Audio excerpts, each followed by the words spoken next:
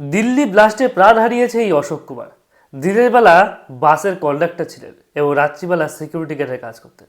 বাড়িতে 4 সন্তান এবং একজন বৃদ্ধ মা, যাদের আশ্রয়দাতা হিসাবে তিনিই ছিলেন, যার জন্য তাকে প্রচুর কষ্টও করতে হতো।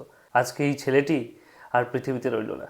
দিল্লি ব্লাস্টে ওই জঙ্গি, ওই আতঙ্কবাদীদের জন্য আজকে কত নিরীহ মানুষ তাদের প্রাণ হারিয়েছে, তাদের সংসার, পরিবার, প্রিয়জন, তাদের প্রিয় মানুষটিকে হারিয়েছে।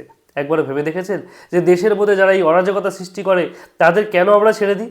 তাদেরকে কেন আমরা কি বলবো, আর মুখের ভাষা হারিয়ে ফেলছি? তাদেরকে কেন আমরা শাস্তি দিই না? তারা কেন বারবার এই একই ঘটনা ঘটিয়ে যাচ্ছে, কখনো পেহেলগামে, কখনো মুম্বাইয়ে, কখনো দিল্লিতে? এরপর কোথায় হবে? এরপর কোথায়? আর কত সহ্য করবে মানুষ? আর কত? এরা কি জীবনেও বদলাবে না? এর জীবনেও শুধরাবে না? কিভাবে শুধরাবে এরা? এই জন্য ইসরায়েল ওদেরকে খুব খুব করে দিচ্ছে এবং ওটাই হয়তো ওদের সত্যিকারের ওষুধ, কেননা ওই ওষুধ ছাড়া ওরা কখনোই শান্ত হতে পারে না।